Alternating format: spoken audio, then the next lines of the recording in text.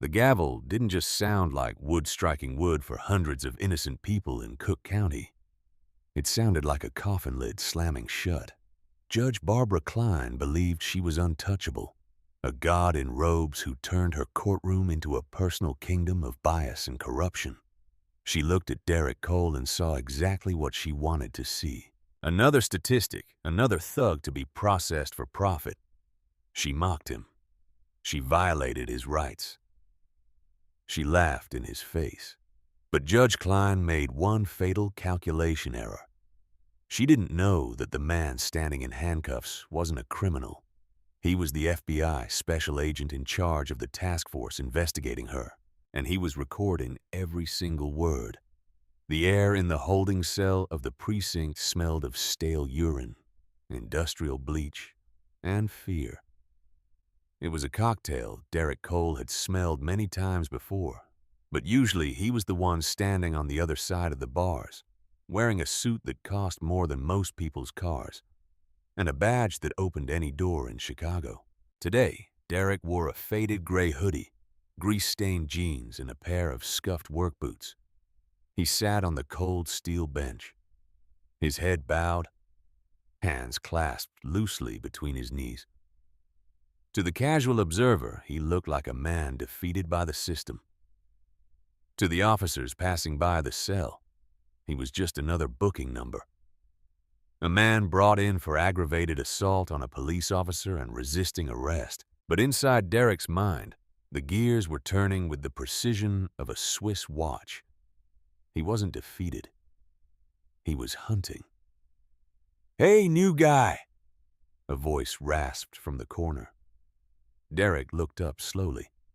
The speaker was a skinny kid with a bruised jaw and terrified eyes, trying to look hard. "What?" Derrick grunted, keeping his voice low and gruff. "You got Kline?" the kid asked. "Judge Kline, if you're here. You got Kline." Derrick nodded once. "Yeah, that's what the paper said. Judge Kline." The kid shook his head, spitting a wad of phlegm onto the floor. "You're cooked, man. Done. She doesn't listen to anything. My cousin got 2 years for possession of a joint because he rolled his eyes at her. She's the butcher. If you got a public defender, just plead out. Take the L." Derrick didn't respond. He couldn't tell the kid that the butcher was exactly why he was here. He couldn't explain that the Chicago FBI field office had been tracking a massive kickback scheme involving private detention centers in the Midwest. The premise was sickeningly simple. Judges were funneling defendants, specifically young men of color, into maximum security private facilities for minor infractions. In exchange, the judges received consulting fees through shell corporations. The head of the snake, according to every informant Derrick had squeezed, was Judge Barbara Kline. But they needed more than a paper trail. They needed behavior. They needed her to violate a defendant's constitutional rights on the record, with no provocation to prove that her sentencing was predatory, not judicial. They needed a victim. Derrick had volunteered to be the bait. The incident that brought him here had been carefully choreographed. Officer Brian Miller, a dirty cop on Kline's payroll and currently under heavy surveillance, had pulled Derrick over for a broken taillight that was perfectly functional. Derrick had role-played the part perfectly, polite but firm, asking for the reason for the stop. Miller had escalated it just as the profile predicted. He'd yanked Derrick out of the car, slammed him against the hood, and planted a baggie of methamphetamine in his pocket. It was sloppy police work. It was arrogant. And it was exactly what Derrick needed. The steel door at the end of the hallway clanged open. A heavy-set bailiff with a keychain that sounded like a wind chime walked down the row. "King!" the bailiff shouted, reading off a clipboard. "Derrick King, let's go. It's showtime." Derrick stood up slowly. He adjusted his hoodie. He felt the weight of the hidden micro-recorder taped to the inside of his thigh, and the second smaller device sewn into the collar of his hoodie. Good luck, OG, the kid in the corner whispered. Keep your head up, Derrick replied. He walked to the bars, turned around, and let the bailiff cuff him. As the cold metal clicked around his wrists, Derrick Cole disappeared completely. Derrick King was ready to face the butcher. Courtroom 4B was less a hall of justice and more a factory floor. The wood paneling was dated. The fluorescent lights buzzed with a headache-inducing hum, and the gallery was packed with weeping mothers, bored clerks, and lawyers who looked like they hadn't slept in a week. High above it all, sitting on a bench that seemed intentionally elevated higher than standard regulation, sat Judge Barbara Kline. She was a striking woman in her 50s, with hair sprayed into a blonde helmet that didn't move when she turned her head. She wore rimless glasses that she constantly peered over, looking down her nose at the humanity shuffling before her. She didn't look like a monster. She looked like a PTA president or a high-end realtor, but her voice was pure venom. Mr. Henderson, she was saying to a terrified man in an orange jumpsuit, I don't care about your job at the warehouse. If you wanted to keep your job, you shouldn't have been loitering in a school zone. Your Honor, I was waiting for my daughter. Silence. Kline slammed her hand down. She didn't use the gavel. She used her palm, a gesture of absolute dismissal. I am setting bail at $50,000. Next. The gallery gasped. $50,000 for loitering. It was a ransom, not bail. Derrick watched from the prisoner's box, studying her. She was fast, too fast. She wasn't reading the files. She was skimming the summary and making snap judgments based on the defendant's face. She checked her watch constantly. Derrick knew why. She had a lunch reservation at the Lakeside Bistro with a consultant from the Ridgeview Correctional Group. The FBI surveillance team was already at the restaurant, wired up as waiters. But Derrick had to keep her here long enough to bury herself. State of Illinois versus Derrick King. The clerk droned. Docket number. Charges: aggravated assault on a police officer, resisting arrest, possession of a controlled substance. The prosecutor, a young man named Nathan Hale, who looked like he was fresh out of law school and desperate to please the judge, stood up. Ready for the people, Your Honor. Frazzled woman in a rumpled suit rushed up to the defense table. This was Claire Murphy, the public defender. Derrick had met her for a brief moment in the hallway.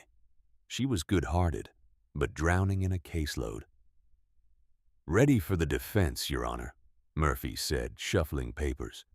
Your Honor, I'd like to request a dismissal based on lack of probable cause.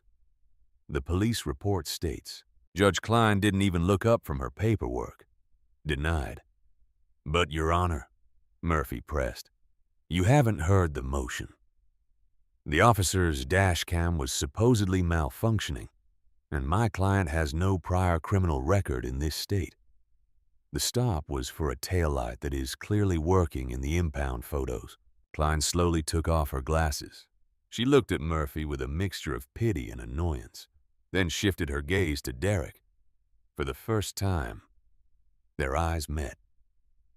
Derrick kept his face neutral, but he held her gaze. He didn't look down. In Kline's courtroom, maintaining eye contact was an act of aggression.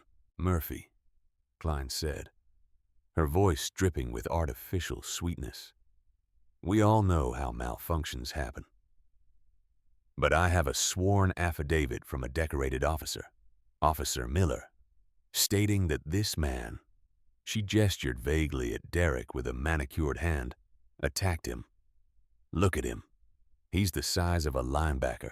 Are you telling me Officer Miller, who is shorter, decided to pick a fight with him? Appearance is not evidence, Your Honor, Murphy said firmly. In my courtroom, experience is evidence, Kline snapped.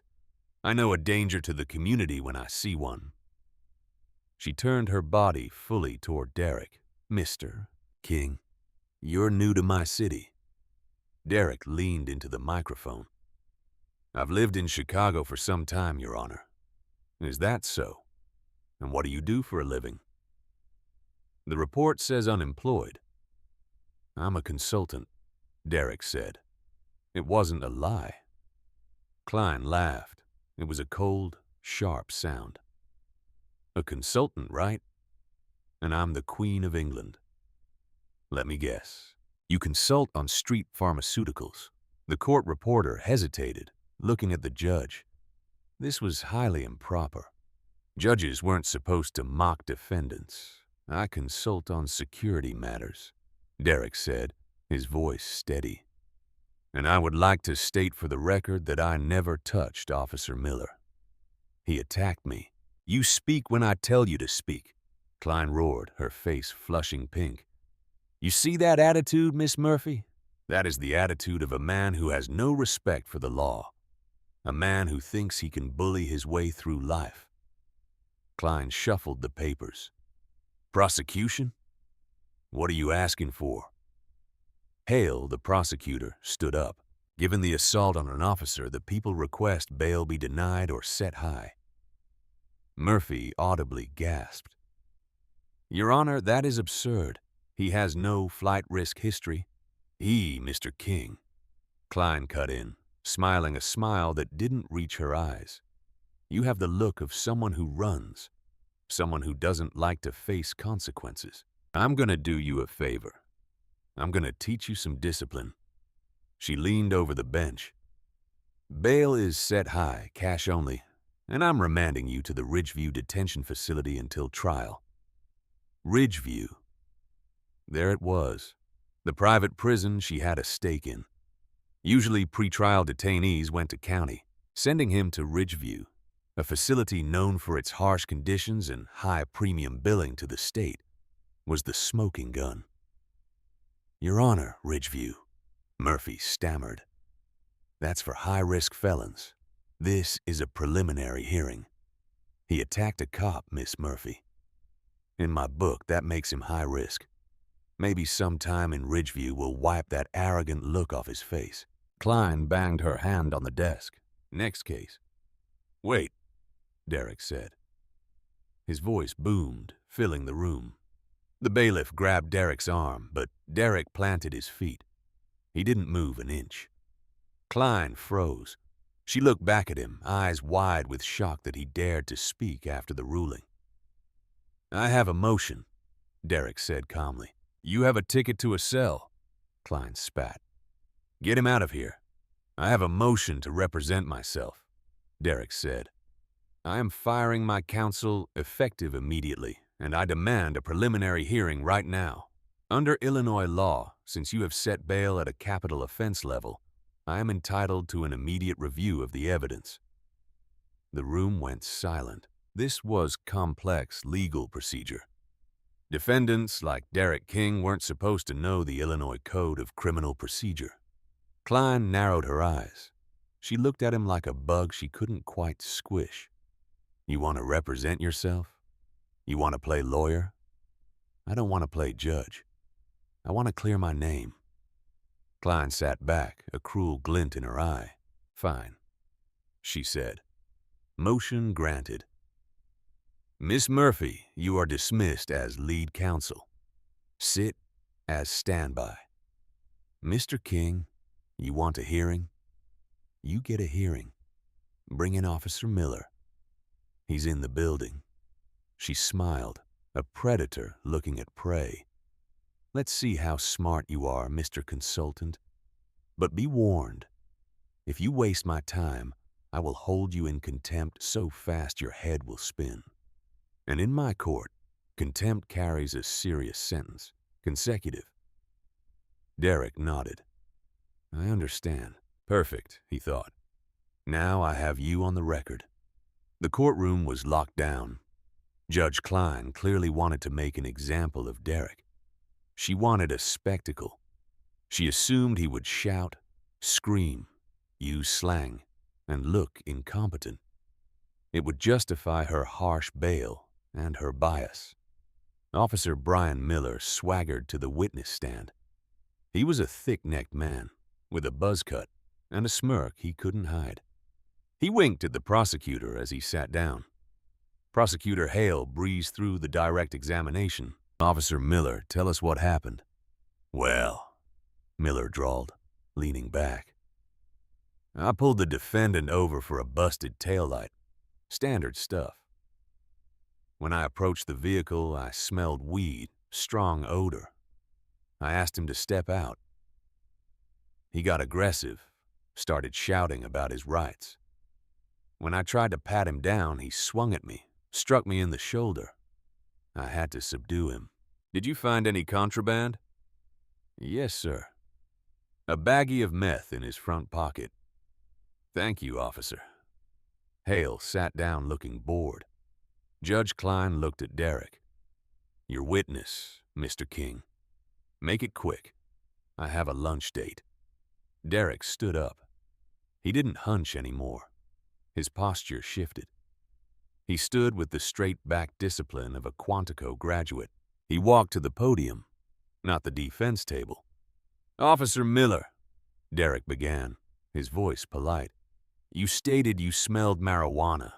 Was it burnt marijuana or raw marijuana?" Miller blinked. "Oh, burnt. Yeah, like he'd been smoking." "Interesting," Derrick said, "because the lab report on the evidence found in my car, which I have a copy of right here, shows 0 traces of marijuana, burnt or raw. No roaches, no residue, no ash. How do you explain that?" "Objection!" Hale shouted. "Argumentative." "Sustained," Kline said, waving a hand. "Move on, King. Officers know what they smell." Derrick didn't flinch. "Officer Miller, you said I struck you. Which hand?" "Your right hand," Miller said confidently. "Right hook, and you were facing me." "Yes." "So if I swung with my right hand, it would hit the left side of your body. Your report says you were bruised on your right shoulder. How did I hit your right shoulder with my right hand while facing you? Did I have a curved arm?" Titters of laughter erupted from the gallery. Kline slammed her palm down. Silence. "One more sound and I clear the court." She glared at Derrick. "Watch your tone, defendant.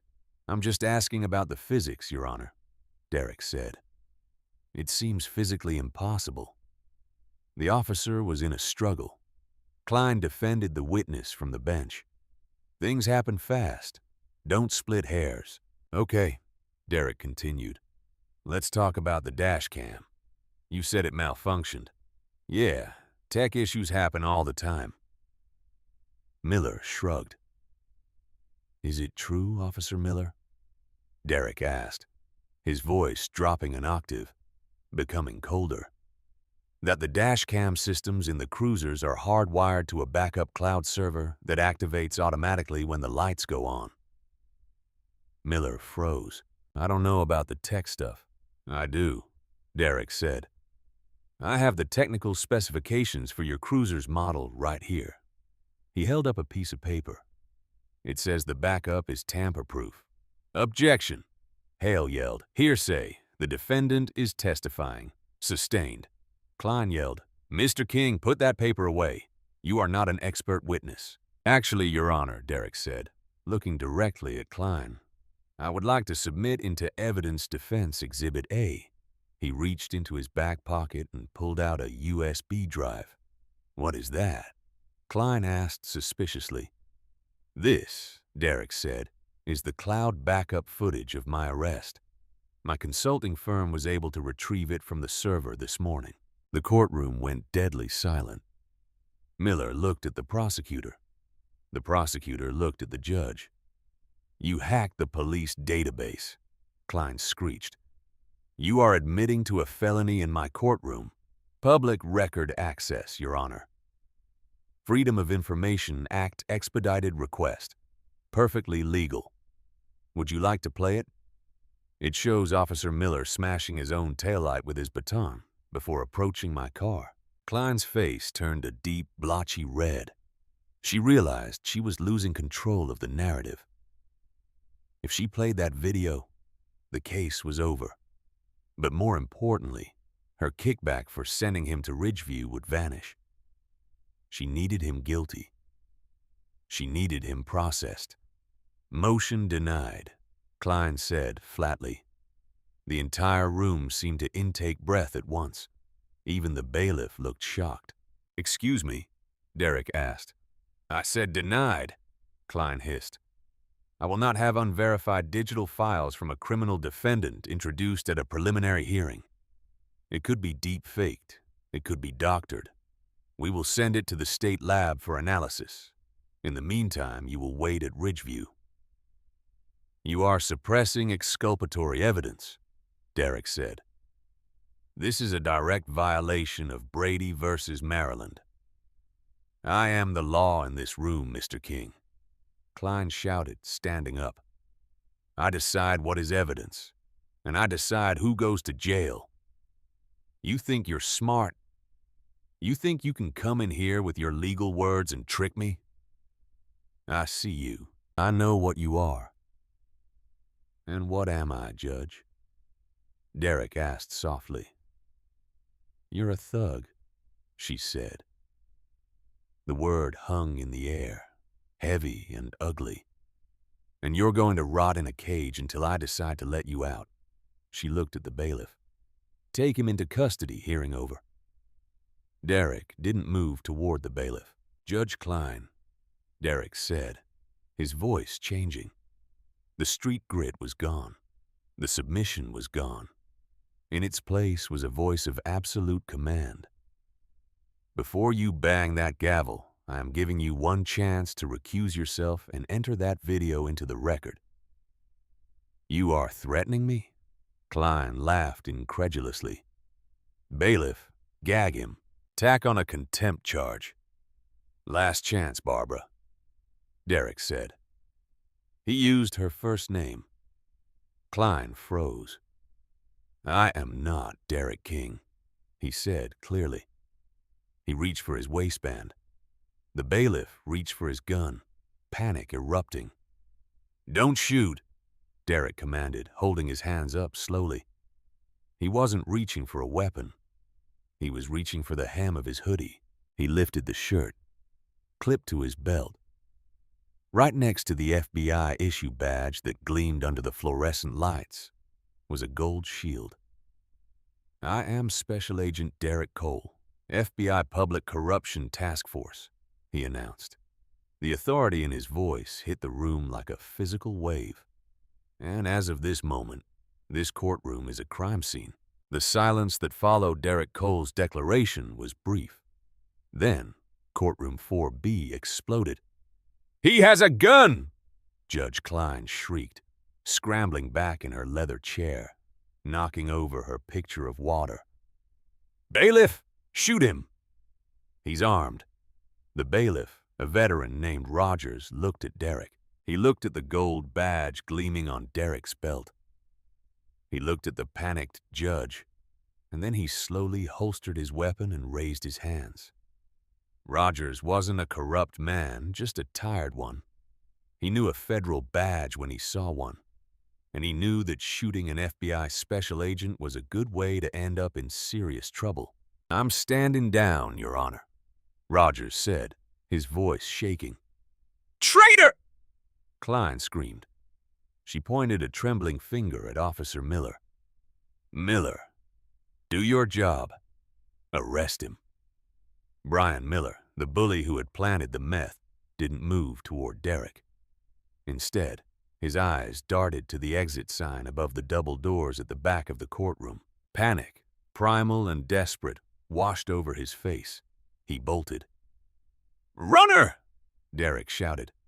But Miller didn't make it far. The back doors of the courtroom didn't open for Miller. Instead, they were kicked inward with a thunderous crack. FBI, nobody move. A swarm of agents in navy blue tactical vests poured into the room, rifles at the low ready. The people in the back row of the gallery, the ones Kline had ignored all morning, stood up in unison. They weren't students. They zipped up their windbreakers to reveal the yellow FBI letters on their backs. Miller skidded to a halt, trapped between Derrick and the tactical team. "Get on the ground, Miller!" Agent Rachel Bennett, Derrick's partner, yelled from the gallery. She vaulted over the railing, her weapon drawn. "Face down now!" Miller dropped like a sack of potatoes, sobbing. "I was just following orders. She told me to target him. It was her." "Shut up!" Kline yelled from the bench, her face pale as a sheet. "Don't you say a word." Derrick turned back to the judge. He walked up the steps of the witness stand, past the stunned court reporter, and stood directly below the judge's bench. The height difference was gone. The power dynamic had inverted. "Barbara Kline," Derrick said, his voice cutting through the noise of Miller being handcuffed. "You are under arrest for racketeering, wire fraud, deprivation of rights under color of law, and conspiracy to commit kidnapping." "Kidnapping?" Kline gasped, clutching her pearls. "I am a judge of the circuit court. You cannot arrest me. I have immunity. Judicial immunity doesn't cover criminal acts committed for personal profit," Derrick said coldly. "And when you send innocent people to a private prison in exchange for cash kickbacks, that's not sentencing. That's kidnapping for profit." He signaled to two agents. "Get her down from there. Don't touch me." Kline swatted at the agents as they approached the bench. "This is a mistake. Do you know who I know? I have dinner with the governor. I will have your badges." "The governor signed the warrant," Derrick said. That stopped her. Her mouth opened, but no sound came out. The agents moved in. They didn't treat her with the reverence she was used to. One agent grabbed her left arm, the other her right. They hauled her out of the high-backed leather chair. "My robes," she cried as they pulled her down the stairs. "Let me take off my robes. Leave them on," Derrick said. "I want the cameras outside to see exactly who you are." As they cuffed her hands behind her back, the metallic click echoed louder than any gavel she had ever struck. The courtroom erupted into cheers. The gallery, filled with the families of the victims she had wrongfully incarcerated, began to applaud. A mother in the front row stood up and screamed, "Thank you, Jesus!" Kline looked around wild-eyed. She saw the people she had tormented. For the first time, she wasn't looking down at them. She was eye level, and she was in chains. "Read her rights," Derrick ordered Agent Bennett, "and get that recording off my body wire. I want it uploaded to the cloud before we leave the building. I don't want any malfunctions happening to my evidence." The scene outside this courthouse was a media circus. The FBI had coordinated the raid perfectly. As Judge Kline was led out the front doors, flanked by Derrick and Agent Bennett, cameras flashed at once.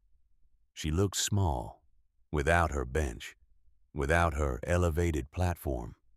She was just a middle-aged woman in a black robe that was now bunching up around her ankles, revealing the expensive designer heels she had bought with dirty money. But Derrick wasn't done. The arrest of Kline was just the head of the snake. He had to burn the whole nest. He stepped up to a cluster of microphones that had been set up on the courthouse steps. Behind him, agents were leading out a chain of people.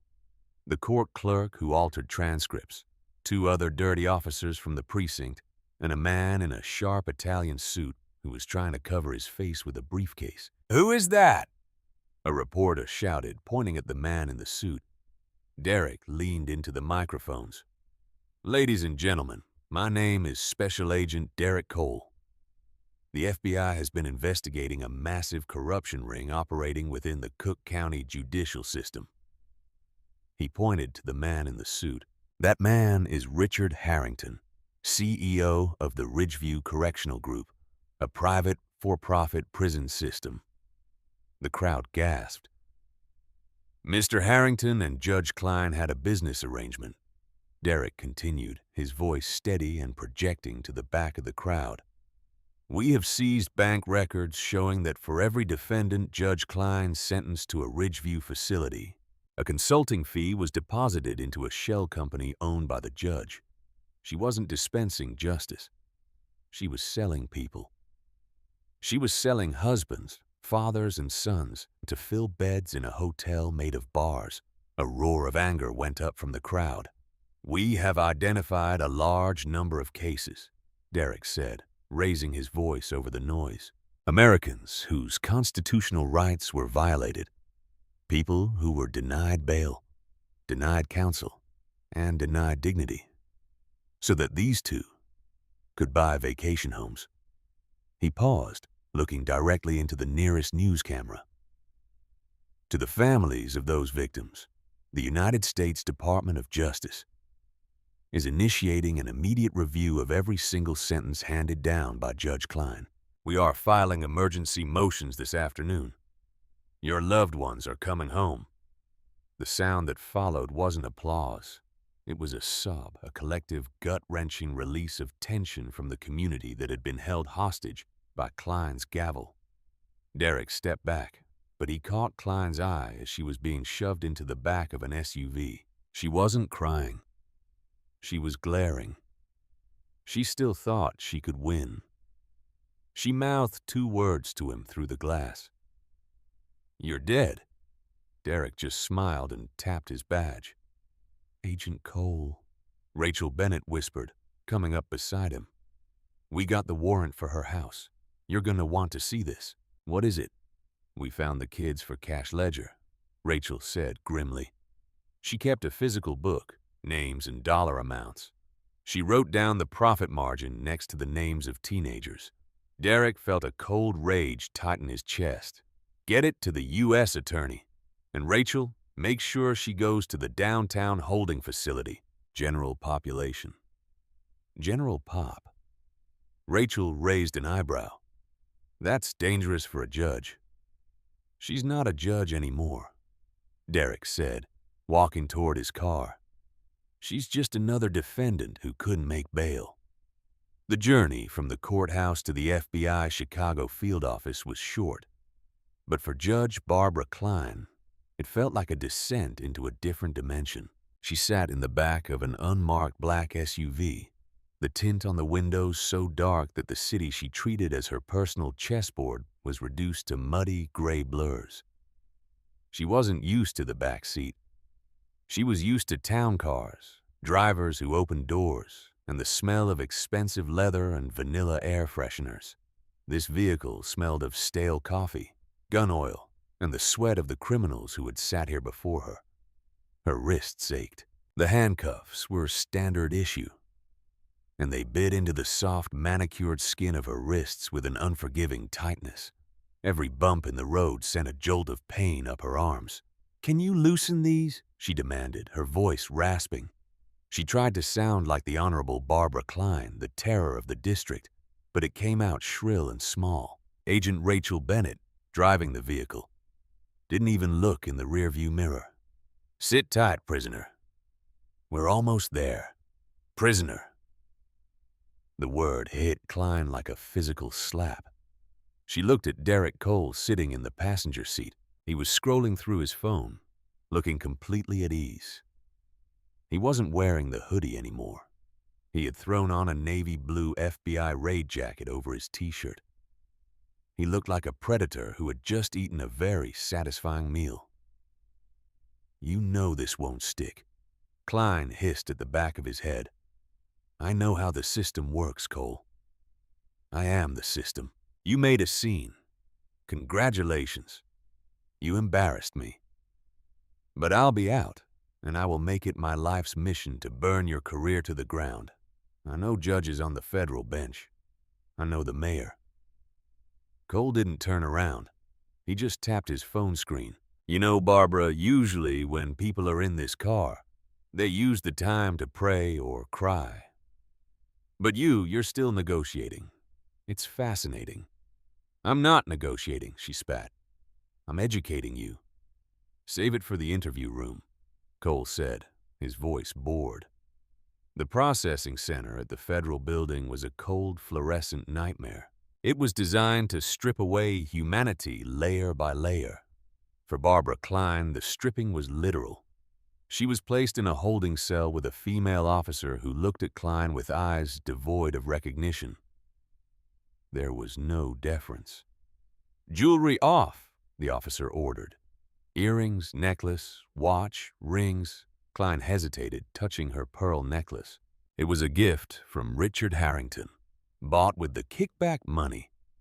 "This is a vintage piece. It's worth a lot. You better have a secure, safe bin," the officer said, pointing to a gray plastic tray. Shoes, socks. Kline stood barefoot on the cold linoleum. She felt exposed, vulnerable in a way she hadn't been since she was a child. The officer handed her a bundle of orange fabric. "Standard issue jumpsuit. Put it on. I demand to stay in my civilian clothes until I see my attorney," Kline argued. "I have rights." "Not at intake, you don't," the officer said, snapping her gum.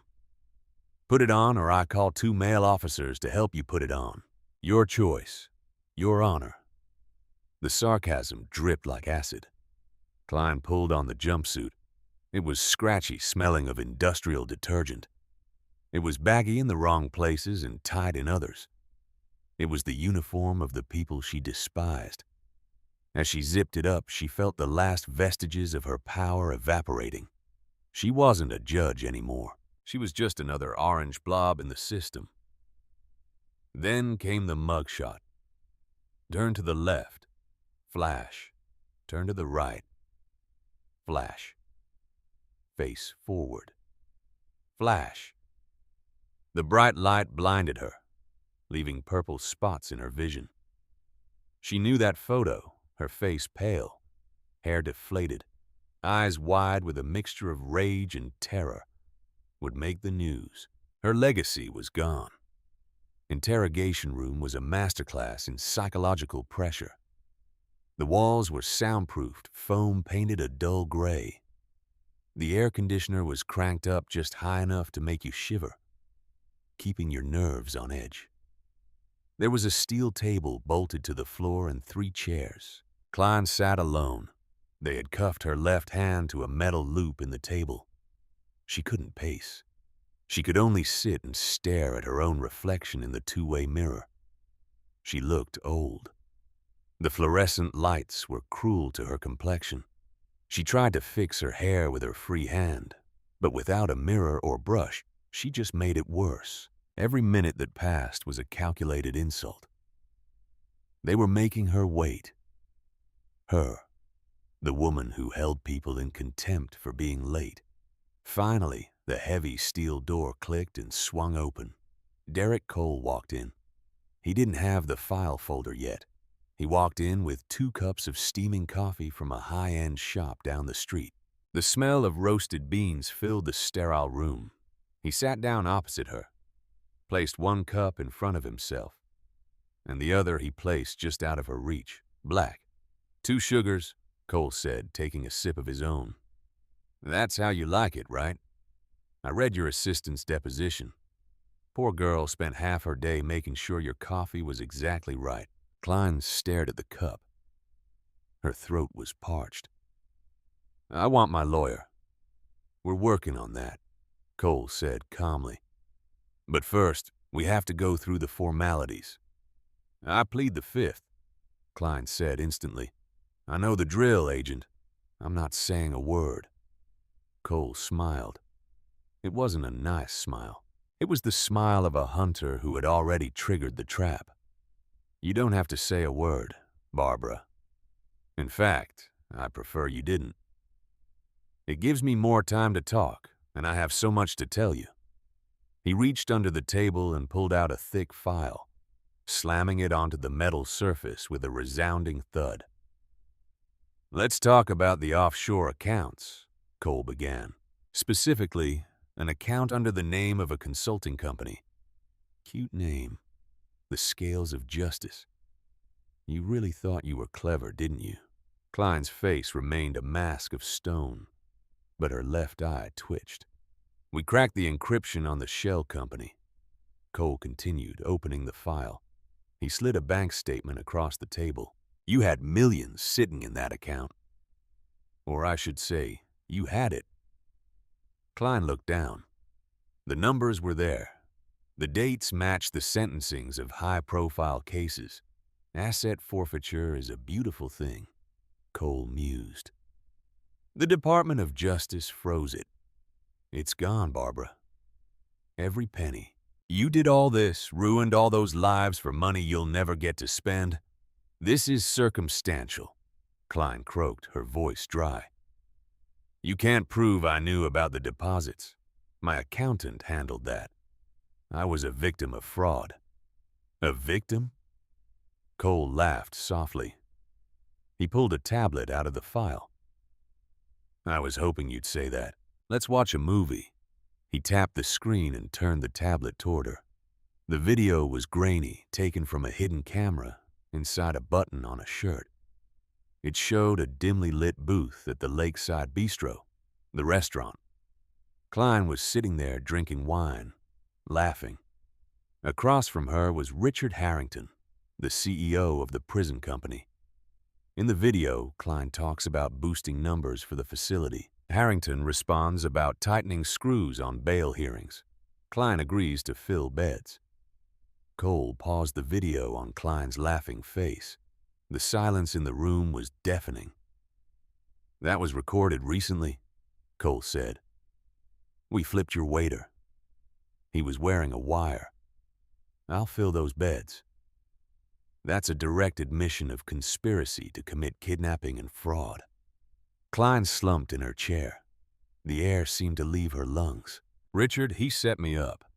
Richard Harrington is currently in the interrogation room next door, crying his eyes out and blaming you for everything, Cole said. He says you threatened to hold his other contracts in contempt if he didn't pay you. He's painting you as the mastermind, Barbara. And right now, the first one to the finish line gets the plea deal. He's winning. Kline looked at the two-way mirror, terror dawning in her eyes. I can give you names, other judges, the appellate court. I know people. We don't want them right now, Cole said coldly. We want the butcher. He leaned forward, his face inches from hers. Do you remember what you called me in that courtroom before you knew I was FBI? Kline swallowed hard. I was stressed. You called me a thug, Cole reminded her. You looked at a man you didn't know, a man who had served his country. No, a man with a law degree. And you decided I was trash because I was black and wearing a hoodie. You decided I belonged in a cage. He sat back. Well, Barbara, the irony is you're the one who belongs in a cage because a thug takes what isn't his. You took freedom. You took futures. You took fathers away from their children. The door buzzed. Ah, Cole said. Your legal counsel has arrived. You were very adamant about having the best representation. Makepeace and Sullivan, she asked, a flicker of hope returning. Did they come? Not exactly, Cole said. See, when we seized your assets, we seized all your assets. Your house, your cars, your liquid cash. You are currently, legally speaking, destitute. And since this is a federal RICO case, the retainer for a private firm would be high, which you don't have. Kline's eyes widened. No. Yes. Cole smiled. We followed the standard procedure for indigent defendants. We assigned you a public defender. The door opened. Claire Murphy walked in. The same public defender Kline had bullied. The woman Kline had dismissed as incompetent, lazy, and slow. Claire looked different today. She wasn't rumpled. She stood tall, holding a notepad. Kline looked at Claire as if she were seeing a ghost. You? No, I refuse. I demand a different lawyer. Claire sat down in the chair next to Kline. She didn't look angry.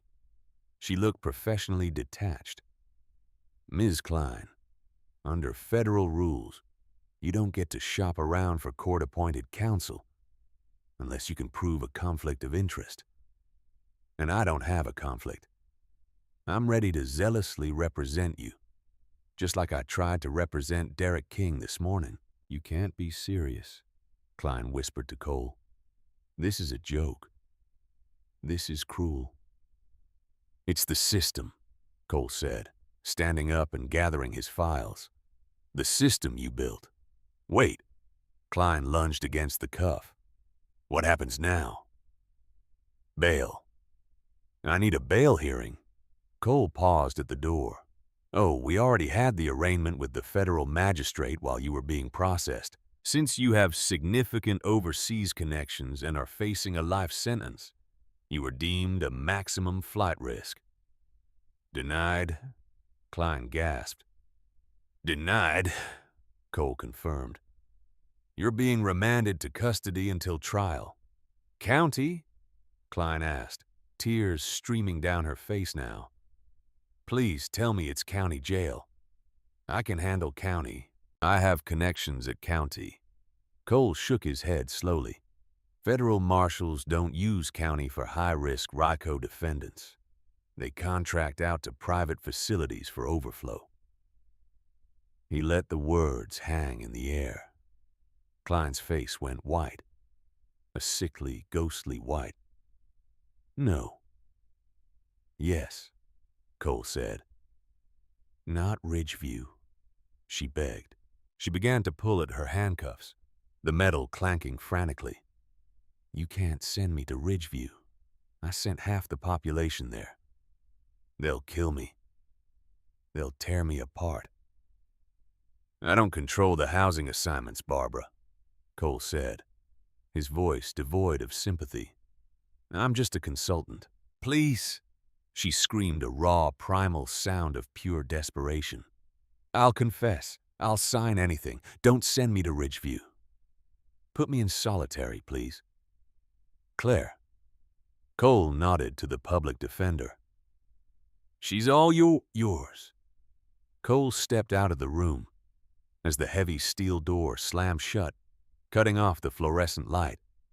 The last thing he heard was the sound of Judge Barbara Kline, the butcher of Cook County, weeping on the floor, begging for mercy from the woman she had silenced only hours before. Outside the room, Agent Bennett was waiting. She handed Cole a wet wipe. You good? She asked. Cole wiped the unseen grime of the interrogation off his hands. He looked at the closed door, then at the bustling office of agents working to free the innocent people Kline had locked away. Yeah, Cole said, tossing the wipe in the trash. I'm good. Let's go process the release orders. We have people waiting to go home.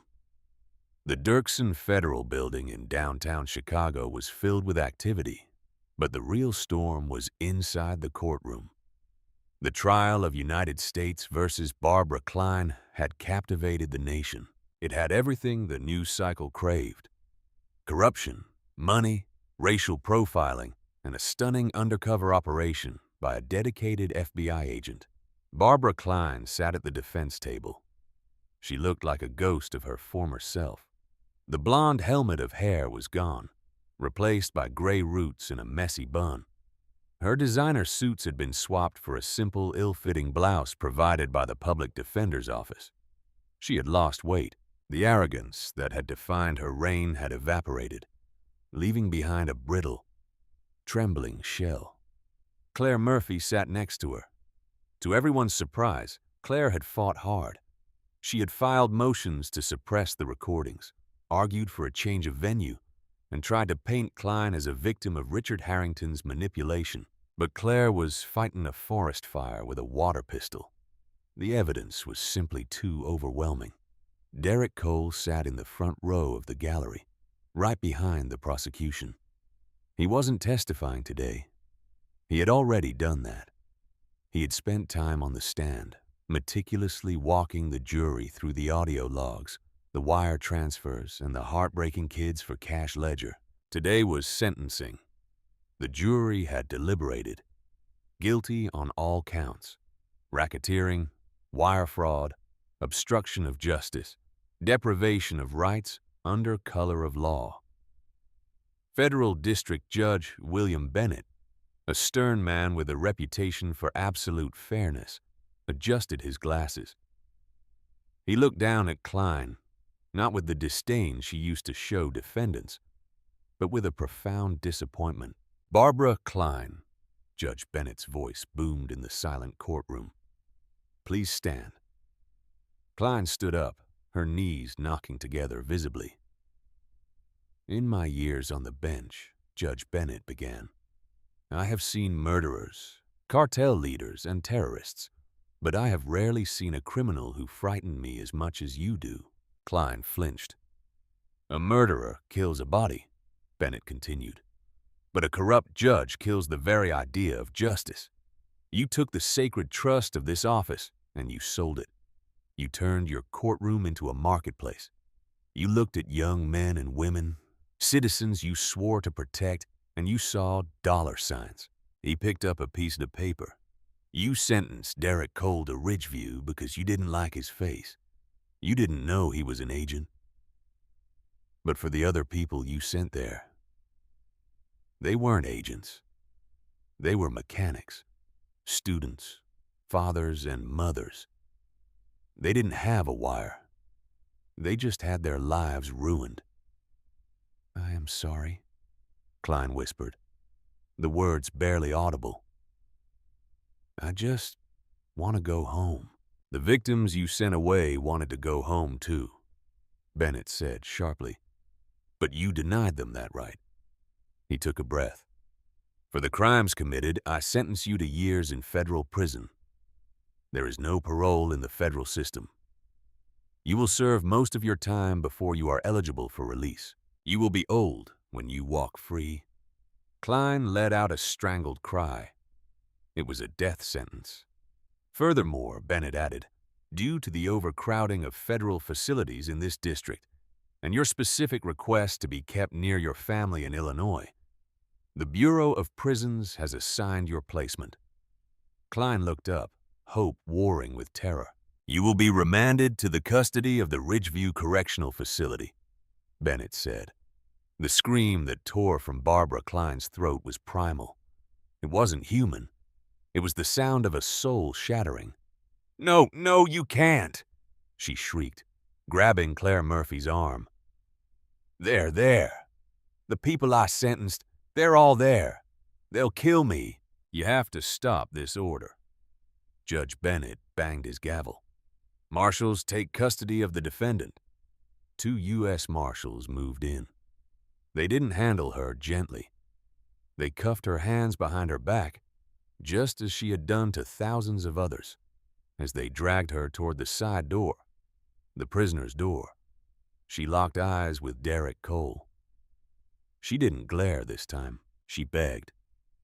"Cole," she screamed, "help me, please. You're one of the good guys. You can't let them do this." Derrick stood up slowly. He buttoned his suit jacket. He looked her in the eye, his expression unreadable. "I don't determine housing assignments, Barbara," he said softly, repeating the line one last time. "I'm just a witness." The door slammed shut, cutting off her screams. The transport bus rattled through the gates of the Ridgeview Correctional Facility. It was a bleak gray fortress of concrete and razor wire rising out of the flat Illinois cornfields like a tombstone. Barbara Kline sat in the back of the bus, shackled to the floor. She was wearing the orange jumpsuit. She was stripped of her makeup, her jewelry, her title, and her dignity. The bus hissed to a halt in the intake yard. "Get up, Kline," a guard barked. She stumbled off the bus, blinking in the harsh sunlight. The yard was fenced in, surrounded by cell blocks. It was rec hour. The yard was full. Hundreds of women in orange jumpsuits stopped what they were doing. The basketball game stopped. The weightlifting stopped. The conversations died. A silence fell over the yard. A heavy, predatory silence. They recognized her even without the robes, without the blonde hair. They knew that face. It was the face that had looked down on them from the high bench, the face that had ignored their pleas, the face that had laughed when they cried about their children. "Yo," a voice called out from the weight bench. It was a tall woman with a teardrop tattoo. Kline remembered her. She had given her years because she didn't like her tone. "Is that the butcher?" the woman asked, her voice carrying across the yard. Kline began to shake. She looked for the guards, but they were standing back near the gate, seemingly busy with paperwork. In Ridgeview, the prison she helped fill for profit, the guards were understaffed and underpaid, just the way Richard Harrington had designed it. Another woman stepped forward. A grandmother Kline had sentenced for fraud. "Well, well," she said, a slow smile spreading across her face. "Welcome to the hotel, Your Honor." The circle began to close in. Kline backed up until she hit the chain-link fence. There was nowhere to go. The karma she had accrued had finally arrived, and it was demanding payment. "Guard!" Kline screamed. "Help!" The guard at the gate looked up slowly, checked his watch, and turned his back. As the sea of orange jumpsuits engulfed her, Barbara Kline realized too late that the gavel didn't make her a god. It just made her a target. Back in Chicago, Derrick Cole sat on a park bench watching a group of kids play basketball. One of them was the kid from the holding cell, the one who had warned him about Kline. The kid had been released, his record expunged. He was laughing, trying to dribble past his little brother. Derrick took a sip of his coffee. His phone buzzed. It was a text from Rachel Bennett. Subject: case update. All wrongful convictions vacated.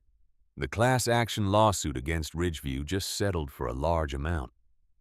The victims are getting paid. Derrick smiled.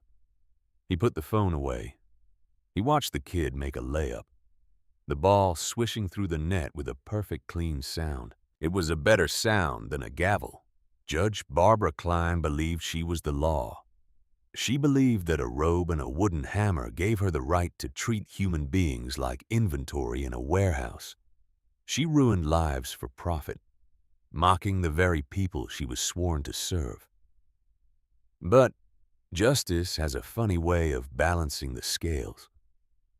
By targeting Derrick Cole, a man she saw as nothing more than a statistic, she invited the wolf into her own house. In the end, Kline didn't just lose her job. She lost her freedom to the very machine she helped build. She spent the rest of her life in a cage of her own making, surrounded by the ghosts of her corruption. It's a stark reminder.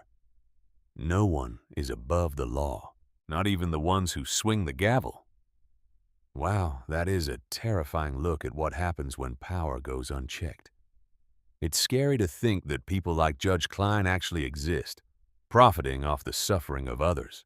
But seeing Derrick Cole take her down from the inside, that is the definition of satisfying justice. If you enjoyed this story of high-stakes legal revenge and the ultimate karma, please hit that like button. It really helps the channel grow and lets me know you want more stories like this. What do you think? Did Judge Kline deserve to go to the same prison she sent her victims to, or was that too harsh? In the end, Judge Barbara Kline learned the hardest truth life can teach. No one is above the law, and the power you abuse today will eventually become the cage that holds you tomorrow. She thought her robe and gavel made her untouchable, that she could treat people like numbers on a spreadsheet and trade their freedom for profit. But when she looked down at Derrick Cole and saw only a statistic, she unknowingly invited justice to walk straight into her courtroom wearing handcuffs. What she never understood was that every cruel word, every rigged ruling, and every life she shattered wasn't just building her empire. It was quietly constructing her own downfall. This story hits deep. because it reminds us that real power isn't found in titles, money, or fancy courtrooms. It lives in integrity, in treating every person with basic dignity, no matter how small they seem. The moment you start seeing others as tools for your gain, you've already started digging your own grave. Karma doesn't always come fast, but it comes with perfect timing and devastating accuracy. The same system Kline twisted for years became the one that stripped her of everything: her status, her freedom, and finally, her pride, leaving her face to face with the very people she once crushed without a second thought. If this story moved you, if it made your heart race when justice finally flipped the script, drop a comment below and tell me, do you believe people in power should face the exact same consequences they dish out to others? Have you ever witnessed or experienced a moment when someone's arrogance came full circle? I read every single comment, and your stories inspire the next videos. If you want more powerful tales of karma, redemption, and truth prevailing against all odds, hit that like button. It really helps the channel grow. And make sure to subscribe with notifications turned on so you never miss a story that reminds us why standing up for what's right still matters. See you in the next one, where a corrupt CEO learns the janitor he tried to destroy was actually the owner of the entire company. You won't want to miss it.